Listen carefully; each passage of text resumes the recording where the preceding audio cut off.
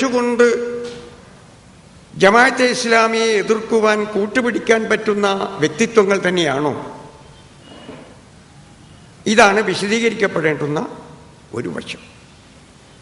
അതല്ല, ഇസ്ലാമിൻ്റെ രക്ഷയൊന്നുമല്ല ഞങ്ങളിപ്പോൾ ഇതിൽ ഉദ്ദേശിച്ചത്. ദേശത്തിൻ്റെ രക്ഷയാണ്. ദേശത്തിൻ്റെ രക്ഷയാണെങ്കിൽ എല്ലാവരെയും കൂട്ടുപിടിക്കാമല്ലോ. മുസ്ലിങ്ങൾ മാത്രം ഈ ദേശത്തെ അങ്ങ് രക്ഷിച്ചു കളയണം. ഈ അവ്യക്തത ഈ ഘടനയിൽ നിലനിൽക്കുന്നു. ഇനി ഞാൻ ഒരു നിലപാട് വരാം. ഇസ്ലാമിനെ രക്ഷിക്കാനും ദേശത്തെ രക്ഷിക്കാനുമാണ് എങ്കിൽ അതിനാണ് മതരാഷ്ട്രീയം എന്ന് പറയുന്നത്. ഒരു വശത്ത് മതത്തെ രക്ഷിക്കുന്നു, മറുവശത്ത് രാഷ്ട്രീയത്തിൽ ഇടപെട്ടുകൊണ്ട് രാഷ്ട്രത്തിൻ്റെ കാര്യവും കൈകാര്യം ചെയ്യുന്നു. അത് ശുദ്ധമായ നല്ലതായ മതരാഷ്ട്രീയമാണ്. ജമാഅത്തെ ഇസ്ലാമിയുടെ കൂടെ വരും മതരാഷ്ട്രീയത്തിലേക്ക്, കുഴപ്പമൊന്നുമില്ല. പക്ഷെ ഇത് മതരാഷ്ട്രീയമാണ് എന്ന് സമ്മതിക്കേണ്ടതായിട്ടുണ്ട്. മതരാഷ്ട്രീയം ഒരു ഹറാമാണ് എന്ന് വിശ്വസിക്കുന്ന കക്ഷിയല്ലല്ലോ ജമാഅത്തെ ഇസ്ലാമി. പക്ഷെ ആ പ്രയോഗം പാശ്ചാത്യമാണ്, ഇസ്ലാമികമല്ല, ഭൗതികമാണ്. ഇസ്ലാമിൽ ഇസ്ലാമേ ഉള്ളൂ. അതിൽ മതമുണ്ട്, രാഷ്ട്രീയമുണ്ട്, കച്ചവടമുണ്ട്, വിവാഹമുണ്ട്, കുടുംബമുണ്ട്, യുദ്ധമുണ്ട്, സമാധാനമുണ്ട്. ഇതൊക്കെ കൂടിയ ഒന്നാണ് ഇസ്ലാം എന്ന് പറയുന്നത്. ഇന്ന സ്വലാത്തി വനുസുക്കി വമഹിയായ വമമാത്തി ലില്ലാഹി റബ്ബിൽ ആലമീൻ. ഇത് സംഗതി വജ്ജഹത്തുവിലുള്ളതാണെങ്കിലും ഖുർആനിലായത്താണ്. വഖുൽ, നീ പറയുക എന്ന് അള്ളാഹു പറഞ്ഞുകൊണ്ടുള്ള ആയത്താണ്. എൻ്റെ നമസ്കാരം, എൻ്റെ മറ്റ് ആരാധനകൾ, അതൊക്കെ അള്ളാഹു തആല റബ്ബുൽ ആലമീനായ അള്ളാഹുവിൻ്റെ മാത്രമാണ്. മതം അവസാനിച്ചില്ലേ? മതം അവിടെ കൊണ്ട് അവസാനിച്ചില്ലേ? ആരാധനകളും ആത്മീയ കാര്യങ്ങളും അഭൗമികമായ ശക്തിയിലുള്ള വിശ്വാസവും പ്രാർത്ഥനാമയമായ പ്രവർത്തനങ്ങളും ഒക്കെ ഇബാദത്തിലും നുസുക്കിലും അവസാനിച്ചില്ലേ? വമഹിയായ വമമാത്തി, പോരാ, എൻ്റെ ജീവിതവും എൻ്റെ മരണവും. ജീവിതം കഴിച്ച് ബാക്കി വല്ലതും ഉണ്ടെങ്കിൽ അത് മരണമാണ്. ജീവിതമെന്ന് പറഞ്ഞാൽ പോലും മരണം അതിൽപ്പെട്ടതാണ്. പക്ഷേ അല്ലാഹു തആല അങ്ങനെ ഒരു സംശയത്തിന് വകവെക്കാതെ ഞാൻ ജീവിക്കുന്നതും ഞാൻ മരിക്കുന്നതും അള്ളാഹുവിന് വേണ്ടി മാത്രമായിരിക്കണം. ഇങ്ങനെ വിശ്വസിക്കുന്നവരാണ് ഒരു മുസ്ലിം. ഇതിനെ അല്ലാഹു തആല ദീനുൽ ഇസ്ലാം എന്ന് പേരിട്ടാണ് വിളിച്ചിട്ടുള്ളത്. ഈ കാര്യം എപ്പോഴും ഓർക്കാൻ വേണ്ടിയാണ് നമസ്കാരത്തിൽ വജ്ജഹ്തു എന്ന പ്രാർത്ഥനയിൽ ഇത് ചൊല്ലാൻ പറഞ്ഞിട്ടുള്ളത്. ഇതിനെ ആരെങ്കിലും മതരാഷ്ട്രീയമെന്ന് വിളിക്കുകയാണെങ്കിൽ അതവരുടെ ദൗർബല്യമാണ്. നിലവിലുള്ള ഇന്ത്യയുടെ, ഇസ്ലാമിനും മുസ്ലിങ്ങൾക്കും പ്രതികൂലമായ ഇന്ത്യയുടെ, പ്രത്യേകിച്ച് ലോകത്തിൻ്റെ ഒരു സാഹചര്യം മുൻനിർത്തി അവർ വളരെ പിന്നോട്ടു പോയ ഒരു നിലപാടെടുക്കുകയാണ്. ആ നിലപാട് വെച്ചുകൊണ്ട് ജമാഅത്തെ ഇസ്ലാമിക്ക് അത്രത്തോളം പോകാൻ കഴിയില്ല എന്ന് മനസ്സിലാക്കിയിട്ട് സന്ദർഭം വെച്ച് ജമാഅത്തെ ഇസ്ലാമിയെ അടിക്കുകയാണ്. ഇതിൻ്റെ അർത്ഥം നിസ്സഹായമായ ഒരു സമൂഹം. ആ നിസ്സഹായമായ സമൂഹത്തിൽ നിസ്സഹായമായ അവസ്ഥ അനുഭവിക്കുന്ന ചില മുസ്ലിം മത പ്രസ്ഥാനങ്ങൾ, അവർക്കൊക്കെ ഇവിടെ നിലനിൽക്കണമെങ്കിൽ ചില ശത്രുവെ കാണേണ്ടതായിട്ടുണ്ട്. ആ ശത്രുവെ വിമർശിച്ചുകൊണ്ട് വേണം അവർക്ക് സെക്കുലറിസ്റ്റുകളുടെയും മോഡേണിസ്റ്റുകളുടെയും ഭരണകൂട ശക്തികളുടെയും ഒക്കെ കയ്യടികളും ഒക്കെ സ്വീകരിച്ചു വാങ്ങുവാൻ. ഈ ഒരു സന്ദർഭമാണ് ഇപ്പോൾ ജമാഅത്തെ ഇസ്ലാമിക്ക് ഇവിടെ നേരിടേണ്ടി വരുന്നത്. ഞാൻ ഇന്ത്യ ചരിത്രത്തിൻ്റെ വിഭജനം പറഞ്ഞാൽ അതിലേക്ക് കുറച്ച് പോകും. എങ്കിലും ഞാൻ സൂചിപ്പിക്കുന്നു,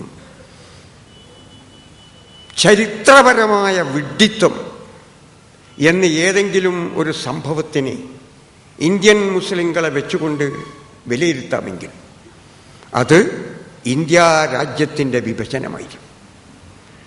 ഉചിതമായ തീരുമാനം ഉചിതമായ സമയത്തെടുക്കുന്ന രാഷ്ട്രീയ പ്രസ്ഥാനങ്ങൾക്കും മതപ്രസ്ഥാനങ്ങൾക്കുമൊക്കെ അബദ്ധം പിണഞ്ഞ ഒരു ദുഃഖകരമായ തീരുമാനമായിരുന്നു ഇന്ത്യ വിഭജനം. ഇന്ത്യയിലും പാകിസ്ഥാനിലും ബംഗ്ലാദേശിലുമുള്ളതിനേക്കാൾ മുസ്ലിങ്ങളെ ഈ രാജ്യത്ത് നിസ്സഹായമായി നിരാലംബരായി വിട്ടുകൊണ്ട് അവരിലെ ചൂരും ചൊണയും കഴിവൊക്കെയുള്ള ആളുകൾ ഒഴിവായ ശേഷം ഇവിടെ വിട്ടുകൊണ്ട് ഒരവസ്ഥയിലേക്ക് അവരെ തള്ളിവിടുകയാണ് വിഭജനം മൂലം സംഭവിച്ചത്. ഒരു കണക്ക് പ്രകാരം 6 ലക്ഷത്തോളം പേർ മുർത്തദ്ദുകളായ ഒരു സാഹചര്യമുണ്ട്. ഒരു മുസ്ലിം പേര് പറയുവാൻ ധൈര്യമില്ലാത്ത ഒട്ടേറെ മുസ്ലിങ്ങളെ ആ കാലഘട്ടത്തിൽ വടക്കേ ഇന്ത്യയിലെ യാത്രകൾക്കിടയിൽ ഞാൻ കണ്ടിട്ടുണ്ട്. അന്യമതസ്ഥരായ സഹപ്രവർത്തകരായ ഉദ്യോഗസ്ഥർ ഹൈദരാബാദിലെ അന്ധബധിര വിദ്യാലയത്തിൽ ഞങ്ങൾ കാണാൻ ചെന്നപ്പോൾ ഇത് നിങ്ങളുടെ സഹോദരൻ മിസ്റ്റർ ഹമീദ് എന്ന് ഞങ്ങളെ പരിചയപ്പെടുത്തിയപ്പോൾ കണ്ഠഭാവം നടിക്കാതെ ഹമീദ് അദ്ദേഹത്തിൻ്റെ മേശയിൽ ജോലി തുടരുകയായിരുന്നു. ഞങ്ങൾ ആ സ്ഥാപനം കണ്ട് മടങ്ങി ഒരു 5 മിനിറ്റ് കാൽനടയായി പോകുമ്പോഴുണ്ട് ഹമീദ് ഓടിക്കിതച്ച് ഞങ്ങളെ വന്ന് കാണും. പൊട്ടിക്കരച്ചിലും പൊത്തിപ്പിടിക്കലുമാണ്. നിങ്ങൾ എന്നെ തെറ്റിദ്ധരിക്കരുത്. നിങ്ങൾ സലാം ചൊല്ലിയപ്പോൾ ഉറക്കം മടക്കാൻ കഴിയാത്തതിൽ നിങ്ങൾ എന്നെ കുറ്റപ്പെടുത്തരുത്. എൻ്റെ നിസ്സഹായ അവസ്ഥയാണ് എന്ന് ഹമീദ് പറഞ്ഞപ്പോൾ അതൊരു വ്യക്തിയുടെ അനുഭവമായിരുന്നില്ല. ഒരു കാലഘട്ടം കോരിയിട്ട ദുഃഖകരമായ സാഹചര്യത്തിൻ്റെ പ്രതികരണമായിരുന്നു. ഇതാണ് വിഭജനം ഇന്ത്യ രാജ്യത്തിന് സമ്മാനിച്ചത്, മുസ്ലിങ്ങൾക്ക് സമ്മാനിച്ചത്. അതുകൊണ്ട് തന്നെ അന്നത്തെ കാര്യമെടുത്തുകൊണ്ട് ഇന്ന് മുസ്ലിം ലീഗിനെയോ അതിനോട് സഹകരിച്ച ഇന്ത്യയിലെ കേരളത്തിലെ മഹാഭൂരിപക്ഷം വരുന്ന മുജാഹിദ് പ്രസ്ഥാനത്തെയോ വിമർശിക്കുകയാണെങ്കിൽ അവരിൽ വിവരമുള്ളവർക്കറിയാം ഒരുപാട് കാര്യങ്ങളുണ്ട് എന്ന്. ജമാഅത്തെ ഇസ്ലാമിയെ മൗദൂദി സാഹിബിൻ്റെ വിഭജനത്തിനു മുമ്പുള്ള പുസ്തകങ്ങൾ വെച്ചുകൊണ്ട് വിമർശിക്കുന്നതിനേക്കാൾ വളരെ പ്രയാസകരമായ കാര്യങ്ങൾ അന്നത്തെ സാഹിത്യ മുജാഹിദ് ലീഗ് സാഹിത്യ സംഭരണികളിലുണ്ട് എന്ന് അവർക്ക് അറിയാവുന്നതാണ്. ഇന്നിതൊക്കെ വെളിച്ചത്തിട്ടിട്ട് ശവത്തേൽ കുത്തുന്നത് പോലെ മുജാഹിദ് ലീഗ് സുഹൃത്തുക്കളെ പിന്തുടരുന്നത്, എന്നിട്ട് ആ കാരണങ്ങൾ എടുത്തു പറിച്ചുകൊണ്ട് ഈ പ്രസ്ഥാനങ്ങളെ നിരോധിക്കണമെന്നൊരു കേസ് ഫയൽ ചെയ്യുന്നത് ധീരതയാണോ? എനിക്കറിയില്ല. ഇതുപോലെ ഒരു പണിയാണ് ഈ സഹോദരങ്ങൾ ഇപ്പോൾ ജമാഅത്തെ ഇസ്ലാമിക്ക് നേരെ നടത്തിക്കൊണ്ടിരിക്കുന്നത് എന്ന് പറയാൻ വേണ്ടി മാത്രമാണ് ഞാൻ ഈ കാര്യം ഇവിടെ ഉദ്ധരിക്കുന്നത്.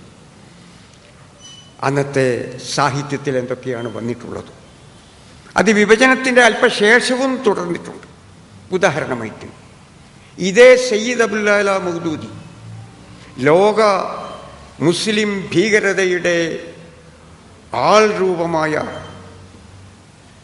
മൗദൂദി ഏറ്റവും മഹാനുഭാവനായ ഒരു ഇസ്ലാമിക പണ്ഡിതനാണ്. അദ്ദേഹത്തിൻ്റെ കൃതികൾ നിങ്ങൾ വായിക്കണം.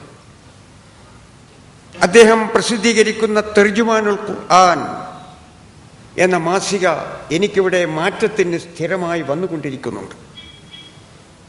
വളരെ ഉയർന്ന കാര്യങ്ങളാണ് അദ്ദേഹം എഴുതിക്കൊണ്ടിരിക്കുന്നത് എന്നൊക്കെ തെളിഞ്ഞ അറബി ഭാഷയിൽ അൽ മുർഷിദ് എന്ന മുജാഹിദ് പ്രസ്ഥാനത്തിൻ്റെ പത്രത്തിൽ മർഹൂം KM മൗലവി അവർകൾ എഴുതിയിട്ടുള്ളതാണ്. ഇപ്പോൾ ഇവിടെ ഈ തൊട്ടടുത്തുള്ള ഹിറ സെൻറ്ററിൽ ചെന്നാൽ എൻ്റെ കുറിപ്പിൽ ആ വാചകങ്ങൾ കാണും. അപ്പോൾ ഒരു കാലത്ത് സയ്യിദ് അബുൽ അല മൗദൂദി, കേരളത്തിലെ മുജാഹിദ് പ്രസ്ഥാനത്തിൻ്റെ ഏറ്റവും വലിയ തലപ്പത്തുള്ള മഹാപണ്ഡിതൻ KM മൗലവി അവർക്ക് ആദരണീയനായ മഹത്തായ ഒരു വ്യക്തിത്വമായിരുന്നു. ഇതൊരു വസ്തുതയാണ്. ഇത് ഇനി ഞാൻ പറയുന്ന കാര്യം തെളിയിക്കാൻ കഴിയില്ല, പക്ഷെ ഞാൻ കണ്ണുകൊണ്ട് കണ്ടിട്ടുള്ളതാണ്. ഏറ്റവും അധികം ഭീകരമായി വിമർശിക്കപ്പെടുന്ന പുസ്തകം ഖുത്ബാത്തിലെ ജിഹാദാണ്. ഞാനൊരിക്കൽ മദ്രാസിൽ ആ കാലത്ത് ചെന്നപ്പോൾ ഉറുദുവിലുള്ള ഒരു മുസ്ലിം ലീഗിൻ്റെ വലിയ തടിച്ച പുസ്തകം കാണണ്ടേ. അതിൻ്റെ അവസാന ഭാഗം മൗദൂദി സാഹിബിൻ്റെ അൽ ജിഹാദ് എന്ന ഖുത്ബാത്തിൻ്റെ ഭാഗമാണ്. അതെടുത്ത് ചേർന്നിരിക്കുക. ഇതൊരു തെളിവായിട്ട് നിങ്ങൾ ഉദ്ധരിക്കേണ്ട. എന്നെ വിശ്വസിക്കാൻ കഴിയുന്നവർക്ക് തീർച്ചയായും വിശ്വസിക്കുകയും ചെയ്യാം. കാരണം ആ പുസ്തകം ഇന്ന് കണ്ടെത്താൻ കഴിയില്ല. കേരളമൊഴിച്ച് എവിടെയും ലീഗ് പച്ച പിടിക്കാത്തത് എന്തുകൊണ്ടാണെന്ന് ചോദിച്ചാൽ വിഭജനമാണ് അതിൻ്റെ കാരണം. ബാക്കിയൊക്കെ വെറുതെ തെറ്റിദ്ധരിക്കുക. കേരളം വിഭജനം എന്താണെന്ന് അറിഞ്ഞിട്ടില്ല. പണ്ഡിതനായ ദേശീയ പ്രസ്ഥാനത്തിൽ പങ്കുവഹിച്ച ഷഫീ മൂനിസി എന്ന ഇന്ത്യൻ ജമാഅത്തെ ഇസ്ലാമിയിലെ വയോധികനായ അംഗം ഷഫീ മൂനിസ് സാഹിബിനോട് ഉറുദു ഭാഷയിൽ പറഞ്ഞു, ഭായ് ഹിന്ദുസ്ഥാൻ കി തക്സീം കേരള മേ നഹീ ഹുയി ഹൈ. ഇന്ത്യ വിഭജനം നടന്നത് കേരളത്തിലല്ല എന്നാണ് അദ്ദേഹം പറഞ്ഞത്. കേരളത്തിൽ ഇന്ത്യ വിഭജിക്കപ്പെട്ടിട്ടില്ല. കേരളക്കാരൻ അതറിയുകയില്ല. അതുകൊണ്ട് നമ്മളിവിടെ അത് അനുഭവിക്കാത്തത് കൊണ്ട് ഒരു പച്ചത്തുരുത്ത് മുസ്ലിം ലീഗിന് ഇവിടെ നിലനിർത്തുവാൻ കഴിഞ്ഞു. ഇവിടെ എവിടെയും ലീഗിൻ്റെ മേൽവിലാസം പോലും ഇല്ലാതായിപ്പോയ ഒരു സാഹചര്യമാണ് ഇന്ത്യ രാജ്യത്ത് ഉണ്ടായിട്ടുള്ളത്. അതിൻ്റെ ഒരു പ്രയാസമാണ് ഇന്ത്യയിലെ മുസ്ലിമീങ്ങൾ ഇന്ന് അനുഭവിക്കുന്നത്. ആ പ്രയാസം നേരിടാൻ എളുപ്പമല്ല. മതത്തിൻ്റെയും സമുദായത്തിൻ്റെയും അടിസ്ഥാനത്തിൽ രാജ്യം ഭാഗിച്ചുപോയി. മുസ്ലിമീങ്ങൾ അവരുടെ അവകാശം കൊണ്ട് പോയി. ഇനി ഇത് ഞങ്ങളതാണെന്ന് ഇവിടുത്തെ ഹിന്ദു സംഘപരിവാർ ഹിന്ദു സമൂഹത്തോട് പറയുമ്പോൾ അത് വേഗത്തിൽ എഫക്റ്റ് ചെയ്യുന്നു. നമുക്കെതിരിൽ ഒരു അന്തരീക്ഷമുണ്ടാകുന്നു. നല്ല മനസ്സുള്ള ഗവൺമെൻറ്റുകൾ പോലും ഇസ്ലാമിൻ്റെയും മതത്തിൻ്റെയും ഒക്കെ പേരിലുള്ള എല്ലാ കാര്യങ്ങളെയും ഭയപ്പെടും. ഇവിടെ ജാതിയുടെ അടിസ്ഥാനത്തിൽ സംവരണമുണ്ട്.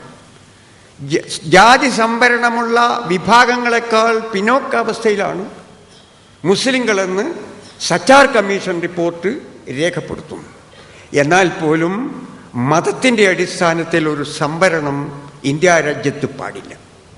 കേരളത്തിലുള്ളത് മതത്തിൻ്റെ അടിസ്ഥാനത്തിലുള്ള സംവരണമല്ല. ഈ അടുത്താണ് ഹൈദരാബാദിൽ മുസ്ലിങ്ങൾക്ക് 4% സംവരണം എന്ന ഒരു സർക്കാർ തീരുമാനം സുപ്രീം കോടതി അംഗീകരിച്ചത്. അതൊരത്ഭുതമാണ്.